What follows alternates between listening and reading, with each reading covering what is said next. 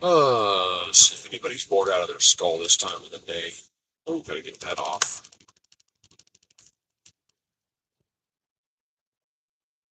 Up screen. And it is top chair 5:40. And this is the time of day I get to the other side of the planet.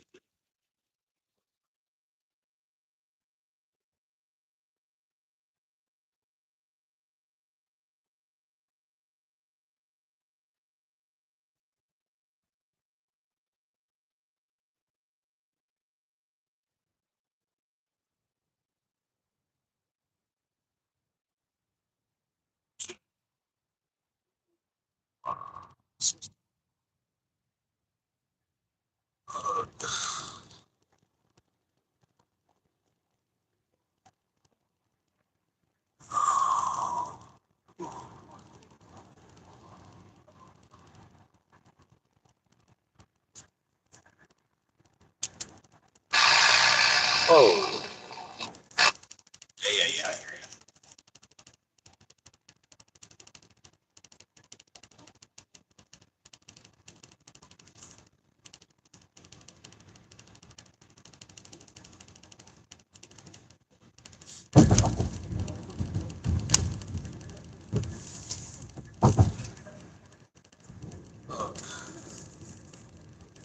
Zero.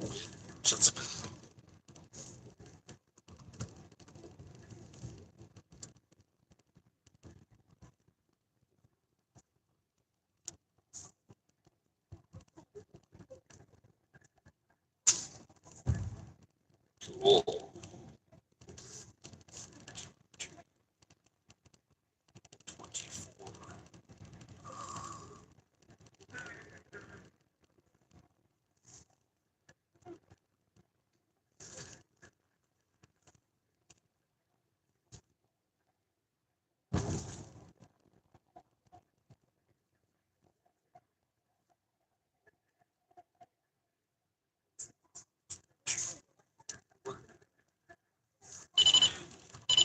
Oh, another one.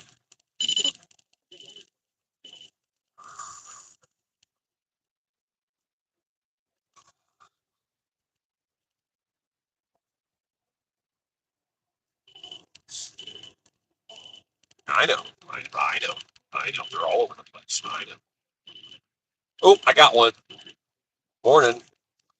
Just want to see if anybody's on here. This okay. Stop it. See if anybody's on here this time of the day. It's 5:40 local here in Tennessee. Headed eastbound on Highway 24. Got to slide over here. Eastbound on Highway 24. I'm going towards Gray Court, South Carolina on a Sunday load, which is kind of unusual. Do a pickup on a Sunday, especially scheduled pickup of 4 o'clock in the morning. Apparently, these roads keep cutting off here over again. But yeah, it was the usual routine. Don't be late. Don't be late. Oh my God, be there at 4. Don't be late. I get there at 3:50 in the morning here on Sunday, and I mean, there. The guy goes, I wait right at 4 o'clock. I walk in. The guy goes, "Oh yeah, I'm the only person here. It's going to be a while, so go back out and hang out. I'll come get you." Okay, well, I can't climb in the bunk because I got the bunk folded up because I'm picking up a double pallet. So I come out here and call the dispatcher and stay on the phone for a while with him and talk about what's happening later today. He had a load. I'm going to Gray Court, South Carolina, and Greensboro is just north of there. And he says, "Hey, I got a Laredo run for Saturday. I mean, for Monday morning." And I said, "I'll take it." And then it turns out it was too many pallets for my van. So that sort of sucked. So I waited around. The guy finally comes out at 4:45, so 45 minutes after his "oh my God, don't be late" time, and says, "Drive around to the back of the building." And he gestures with his hand. He goes, "Because we're in a van, I can't use a dock. I have to use a ramp." He goes, "No, it's just flat. Just go around back." I go, "Okay, there's three of us." The other guys I don't know, some of their operators. We drive around back. And we stand there for about 15 minutes, and the guy comes over flustered He goes, no, not here, around the corner further. We're talking like another 100 yards, but he didn't say, hey, go over there. So we drive over there, and a guy walks out of the building, gets in an 18-wheeler, like a work truck, and he starts yelling at us, don't block the lane, quote unquote, the lane. And then I got the guy over the other side telling me, come right here and block this and back up. And I said, all right, what do you want me to do? You want me to go over there? You want me to go? I got this guy yelling at me. I got you yelling at me. What do I do here? And he said, forget him. Drive over here. Okay. So I back up, and he puts these two massive pallets in. Supposed to weigh 2,500 pounds. My van's good for 3,100. So I'm waiting for the suspension to drop, and it doesn't really drop, which is a sign that you got the wrong load. And he's the same guy that said, I got your stuff, and printed the paperwork and confirmed where I was going. So I strap everything. I get it in. I pull out of the ramp area, and I go to do my paperwork. And the delivery address is different, and the weight is different. And I went, oh, great. So I have to call and go, look, they gave me a different address. I know the weight's off. And he goes, yeah, they do that a lot. I'm like, oh, I'm certainly glad you give me these very specific instructions followed by, whatever. So they had to make a bunch of calls to confirm I could carry this load. And they said, yeah, you're good. So I just now started barreling down the load. And once again, I forego sleep to get there a little early for the absolute don't be late time, only to find out that they don't have their act together. So what time is it? It's 5:45 in the morning. This shows a get there time of noon, and for some reason, my get there time always moves later and later and later. So I'll probably get there around 1 o'clock in the afternoon. I still have to stop for fuel at some point, something to punch on. But wow, another rough day. I thought I was going to be able. I didn't have a lot of time to sleep, but I didn't want to set up my air conditioner because it's kind of time consuming. So I just cracked my windows and turned on my fan and figured I'd have a warm but not too hot of a night. Well, that didn't last. It got hot as death, and so I had to run the fan and get the air conditioner on so I could sleep a little night. Didn't want to do that, but didn't have a choice. Now I'm barreling down the road. I've got 2 pallets. It's car parts. And as I was looking at, this is kind of my topic today, as I was looking at the fences and the security in place at this pickup I just did, reminded me of Detroit. I seem to spend a lot of time at the Ford plants up there, and the Ford plants will be like a square mile. And then they'll tell you, oh no, go back out on the main road, drive down 3 highway exits and get off and go to that plant over there. And I'm like, good God almighty, they got like a square mile here, a square mile there. And the fences around the Ford plant are like 12 feet tall, not terribly unusual. But they all have those concrete barriers, kind of like the ones you see when they're doing road construction. They're like waist high or roughly those heavy, heavy, heavy concrete barriers. The whole plant is lined with those. And I thought that was weird. Even the areas where people don't drive, they've got those concrete blocks. And then they have me drive somewhere else, and I go to another plant. I'm in a parking lot, and there's a gate. Big, huge fence. There's a guard shack. There's a heavy gate going up and down. And there is a woman sitting in a new Ford truck, and she's actually in front of the gate. She's sitting there. As I'm just kind of absentmindedly staring in that direction. And I see her pull forward, and the gate goes up, and a vehicle comes out. And then as soon as the vehicle comes out, the truck backs up, and the gate drops. And I'm like, oh, you're just, you're in the way. All right, no big deal. I'm sitting there waiting on whatever. A few minutes later, it happens again. The truck moves, the gate goes up. Like, finally got in. Dropped for a second.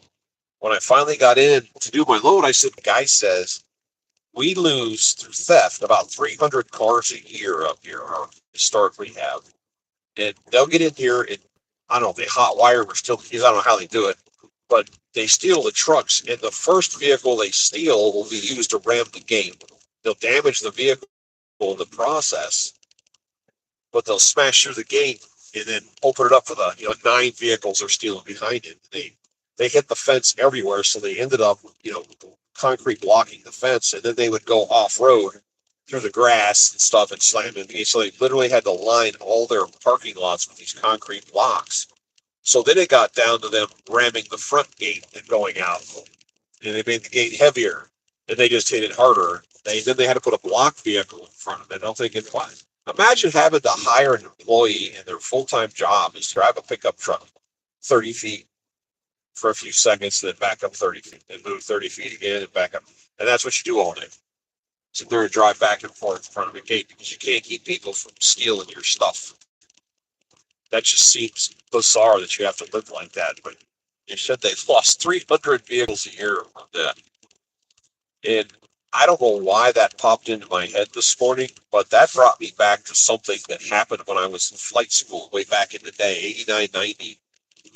And one of the guys at the plant, he's from New Jersey, his name's Tony. And Tony, in the 80s, worked for Ford. And he was on an assembly plant, and he said one of the deals Ford gave, and I'm assuming it's probably still in effect, is that if, as a Ford employee, you could get a killer discount on a vehicle. I don't know if you're buying it from the manufacturer, you go to a car dealer, how they work it, but he said you get a really good cut rate deal as a Ford employee. And the trick was the Ford employee would buy whatever vehicle it was, the absolute bottom feeder base model, stripped to the bone version of the vehicle. And then everybody on the assembly line knew what was happening. And then you would take that bare bones vehicle and drive it into the Ford plant, and it would go back down the assembly line. And they would pull out the interior and replace it with a high dollar. They would pull the engine, they could pull the transmission, the wheels. They could add accessories, change it, they could do anything they wanted. They had everything, and as the car went by, they say, "Oh, by the way, that car belongs to Tom or whatever. He wants this and this and this," and they would upgrade the vehicle to the point that it was totally unrecognizable with every bell and whistle that was available, and then send it out. And he would go back out in the parking lot and he'd drive it home that day. He said, and then a couple of weeks later, somebody else on the line would buy a vehicle, and they say, "Oh, that's for Cindy. Yeah, don't worry about it. Just get her. She wants this, this, this." And it was just everybody was in on it. So you got to watch out for that. But that was what they did back in the 80s. I'm going to go on a limb and say that doesn't work anymore. But I'm just thinking about all the money they lose to stuff like this. And this expediting, this has to do with them being short of some particular part or mechanical piece or whatnot. And I made a video the other day about, the dating scene, which I'm not a part of, but I'm watching. There's a guy I watch. He has a cartoon character represents him, and the guy, talks and narrates, and it's collections of videos of women basically complaining about men, which is kind of the full-time gig. There was one that was about somebody put up a website. Don't remember the name. It may or may not exist anymore. It was basically, the idea was, if women went on a date with, Joe Blow, and the date went bad because the guy was abusive or a rapist or a serial killer or whatever, you could go on there and talk about, if you date this guy by this name, watch out, he's filled with blank. It slowly turned into any bad date you ever had for whatever reason, or whoever you've been dating, and it went south. You get to go on there and trash the guy, putting out your version of events where you're the victim, and of course he's the bad guy with no rebuttal. It's just a trash dude's place. And other women go, "Oh, yeah, he did this and this because she said so." Well, then the guys made a site was the same. And the women got mad, where guys could out women for what they are. They're looking for foodie dates, or they're rude to the staff, or they're entitled, or they would expect you to pay their bills for whatever, and they would put it out. It could be true, could be hyped up. But women got mad about it. It was like, okay, well, you're doing the same thing. You want to think about that. So those sites may not exist anymore. And then, of course, uh, hey, again, I only mess around on YouTube, but a lot of the stuff that's on TikTok bleeds over. I don't go on TikTok, but a lot of that stuff bleeds over on YouTube. And the women, it's the same question they ask: Where's all the good men, and how come I don't have one? And women go on the comments and basically tell her she's a victim and guys are terrible and it's not your fault. It's all the dude's fault. Okay, and then guys go on there and legitimately answer their question of what's going on and why it's going on. But for some reason, when a guy answers the question, women's response is, "You're being rude, you're misogynistic, you're trying to be controlling, what you're saying," because they're telling them truth, which is not what they want to hear. And this is true for most people. When they ask your opinion, they just want you to repeat their opinion back to you. And in the case of women, they want you to repeat their opinion back at them in a deeper voice. That's all they're looking for, validation of a decision they've already made. And if you come back with something that contradicts that, you're the bad guy. And what I'm seeing is there's a lot of that going on out there. And people are acting in a certain way.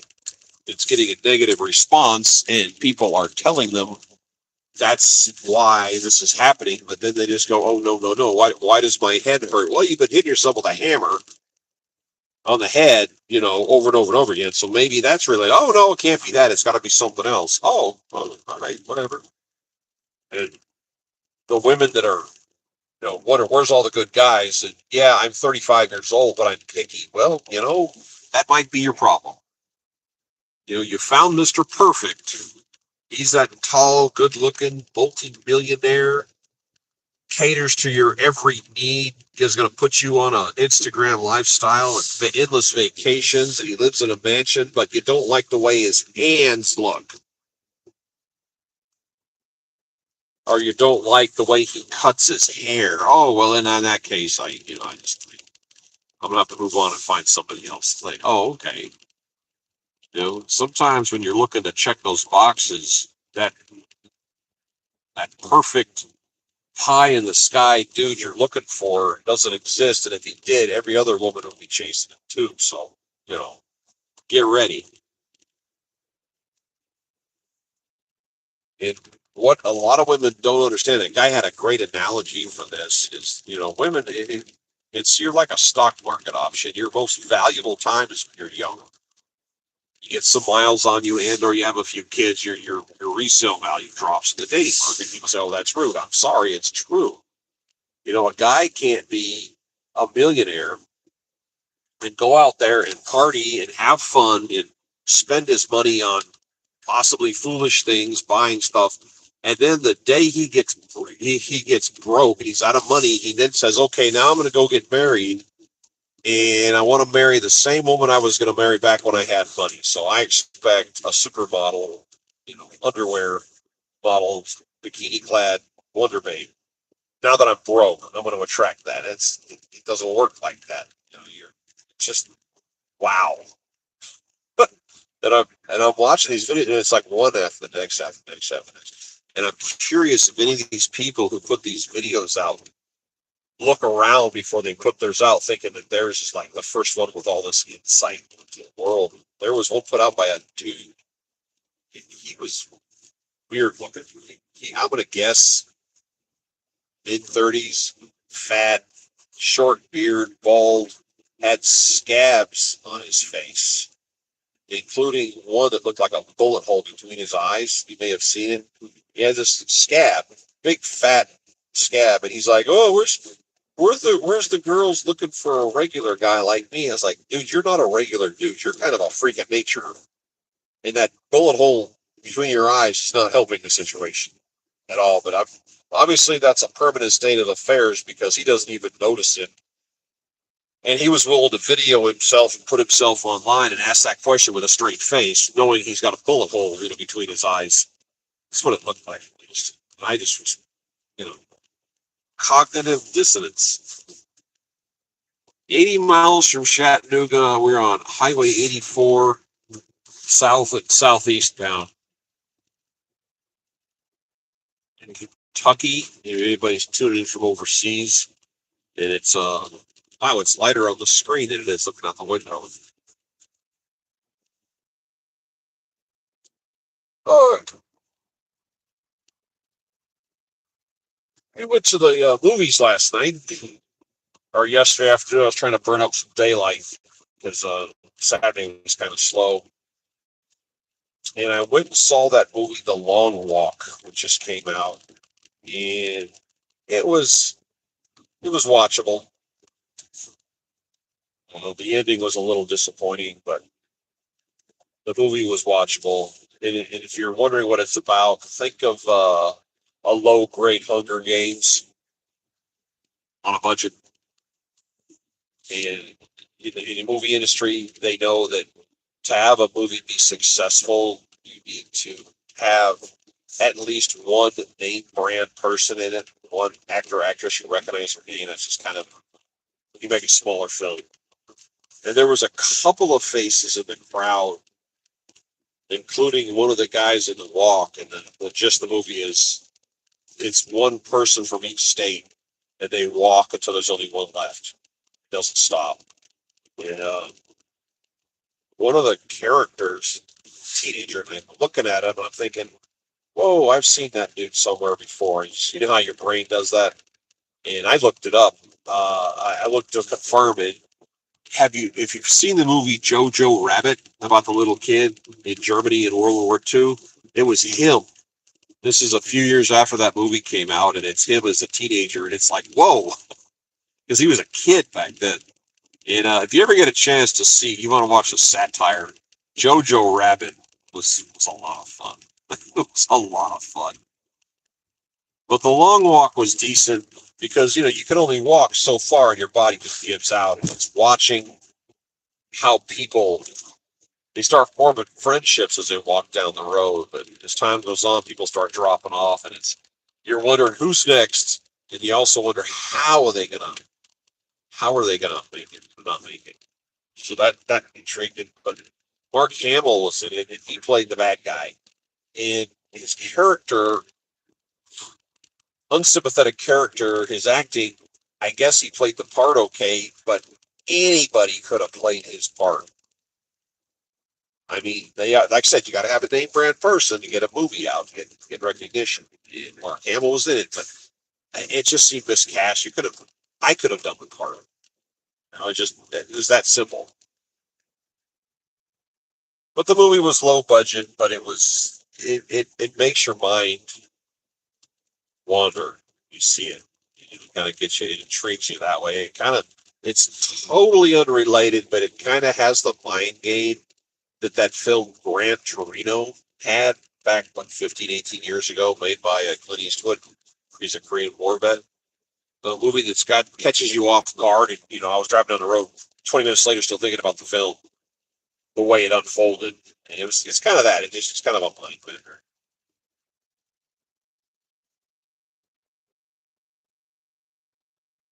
And that is the sun trying to come out, in case you're wondering.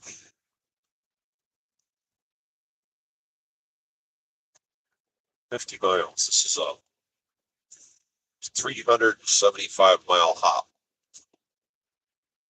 to Gray Court, South Carolina.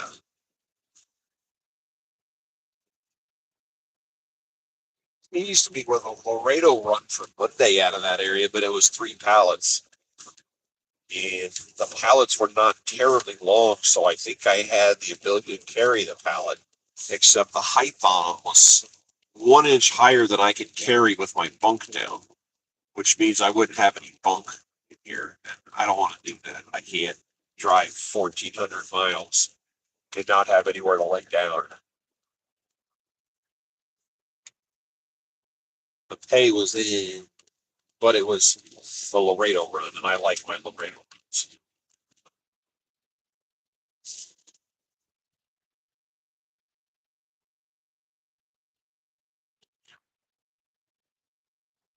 I did a bunch of research. And I went to the Verizon store and I've loaded some apps on my phone and played with them, and they don't work right. And I'm trying to find a way to play music while I'm filming and kind of let that carry me down the road. Not having a lot of luck.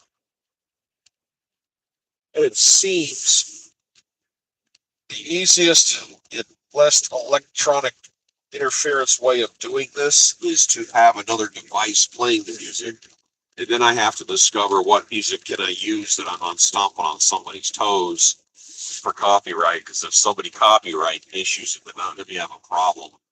And there's the handful of sites out there that do this stuff. And there was one, and maybe I'm reading into this, but it seems like their tactic to getting you to do it is by having an AI rendition of the song, which changes it enough that it's not a copyright, which seems a little shady. But I'd like to play music, and it's the kind of stuff I listen to. It's kind of weird, but I would go along with the road.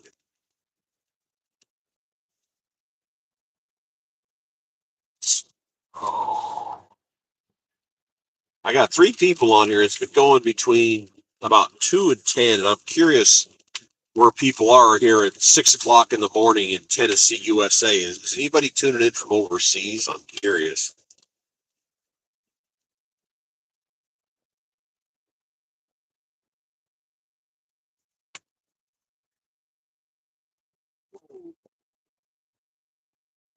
You hear that popping sound? That's my back. Oh,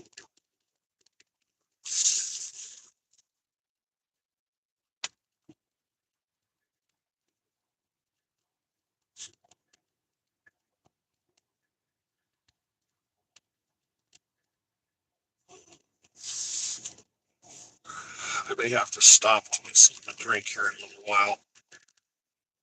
A glass of stay awake or something because I'm feeling tired. Marginal sleep, rough sleep, short-term sleep to get there on time and be told, "Oh, you don't need to be here." Thanks. That's expediting.